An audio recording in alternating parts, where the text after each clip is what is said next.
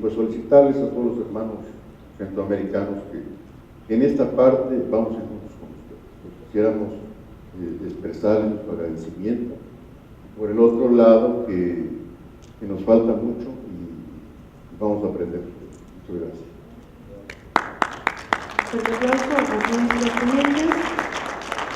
Y muchas gracias por haber participado de este foro. Muchas gracias. Dentro de los temas que ustedes están presentando, muy interesantes, sobre todo en transferencia de investigación en tecnología y ciencia, los felicito. Únicamente, perdón, o tres. Uno, la desertificación que está sucediendo de manera galopante del norte al sur. Tenemos problemas graves. Las partes productivas han ido subiendo cada vez más sobre el nivel del mar por las escasas lluvias en periodos más prolongados de sequía. Estarán contemplando algunos conceptos de manera integral en investigación para acentuarse en convenios, en los protocolos internacionales. Si no hay respuesta, sería bueno tomar nota para poder presentarlo ante las instancias internacionales, porque independientemente de la productividad, que sí realmente es importante para el productor, también es muy importante rescatar que las zonas cafetaleras son las que proveen de alto impacto en oxígeno y captura de carbono, y que es un problema internacional. El segundo aspecto es en la producción de tecnología y la investigación son muy importantes. Sin embargo, he notado, por experiencia propia, soy productor, soy robustero de Soconusco en Chiapas, que los hijos de los productores abandonan el campo. Gran parte de la problemática, aunque exista ciencia, aunque exista tecnología, si los hijos no están convencidos de que el campo es un sustento para más adelante, pues prácticamente la tecnología no aterriza, no llega al campo. Por ahí sería conveniente tomar algunas políticas públicas en el sentido de ahora sí, hacer llegar de que es importante el retorno a esas prácticas que hoy es con técnica, que hoy es con producción, que hoy es con calidad, en ese tema grande. Y, perdón, en el caso de los centros de investigación, nos interesa, en el caso de nosotros, para el caso de México, sabemos que hay un gran esfuerzo, sabemos que lo están haciendo nuestros protocolos, pero ha habido una cerrazón por parte de las instituciones de investigación, están muy cerradas, muy celosas con la información hacia los productores. Queremos decir que ahí sí, tal vez hacer llegar, y si hay un tema o un espacio con el doctor o el ingeniero que está acá de México, para platicarlo, digo, esto es de profundizar y poder llegar en parte a una solución. No todo es dinero, en ocasiones también es voluntad, es querer hacer las cosas y participar todos, como bien decía el doctor de Costa Rica. Muchas gracias. Sí.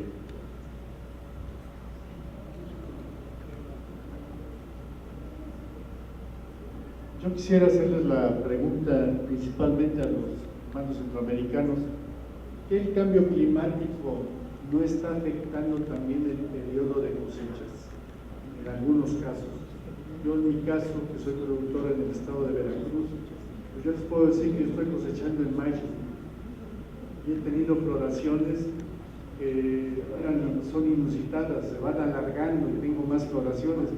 Y eso me lleva a pensar que en algunos lugares el cambio climático les va a afectar en sequías, que es muy malo para el café, pero en las zonas húmedas que nos está afectando tal vez de otra forma y que vamos a seguir teniendo humedad, nos está afectando en el sentido de que se van alargando las cosechas. Empiezan normal, en la época normal, pero las floraciones, yo tuve 4 este año, bueno, pues yo calculo que el año que entra voy a tener café en junio, y no van a ser cafés malos o pepenas como les llamamos acá, sino van a ser cafés bien dados, y eso es lo que creo que puede cambiar un poco el mapa del café, en cuanto que podemos tener producciones, por lo menos en Centroamérica y México, más largas y vamos más tiempo en el año, pero eso también implica costos de beneficiado, etcétera. Eso no se ha observado en sus investigaciones y en Centroamérica, es mi pregunta.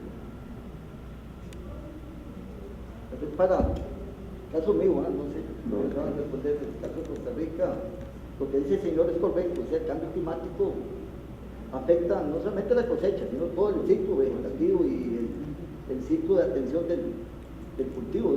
Lógicamente, si hay factores climáticos que afectan, comienza desde la misma floración, aparecer 3, 4, 5 floraciones que lógicamente vienen a afectar la recolección, porque va a haber café durante un periodo muy largo del año, encarece los costos de recolección, encarece el beneficiado. ¿Por qué? Porque hay menos capacidad instalada, menos uso de la capacidad instalada del beneficio, y realmente en Costa Rica se ha dado ahí. Yo tengo una región allá, tenemos una región de la parte donde está el Caque, Turrialba, que ahí pasan 7, 8 veces recolectando café. O sea, eso no debe ser un problema, mientras que hay otras regiones que en 2 o en 3, como llevamos pasadas, ya se recolecta. O sea, lógicamente el cambio climático viene a influir en todos estos factores. O sea, ¿por qué? Porque las mismas condiciones de clima afectan el desarrollo del cultivo. En caso en todas en forma de resumen, sí se da en el caso de Costa Rica.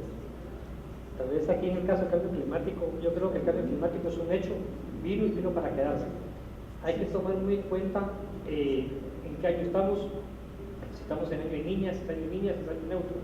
Hay que recordar que venimos de 2 años de niña, donde normalmente la niña para los países de Centroamérica, creería que para México, para una serie de México, puede ser similar, son años más lluviosos. En el caso de Guatemala específicamente, el invierno de 2012 fue un invierno bastante copioso, que tuvimos lluvias desde febrero, no hubo casi verano de 3 o 4 meses, y cuando normalmente en Guatemala hay un verano muy bien marcado de 6 meses en la mayoría de las áreas cafetaleras. Todos estos factores de niña cada vez se van siendo más extremos y nos tenemos que ir amoldando a este cambio climático. Hoy, posiblemente este año pudo haber tenido 4 floraciones, después puede ser que tenga 2, 3 o 7, y eso va variando dependiendo de las condiciones de clima. Es algo que estamos viviendo, que tenemos que aprender de él, no es algo que sepamos del pasado, es algo que es ahorita, y eso es lo que nosotros tenemos como institutos o investigadores, cómo irnos amoldando a este cambio. Pero lo que hay que tener claro que es algo que está sucediendo en este momento. No es algo que lo hayamos podido tener en el pasado y hayamos tenido un libro o investigación anterior de cómo manejarlo.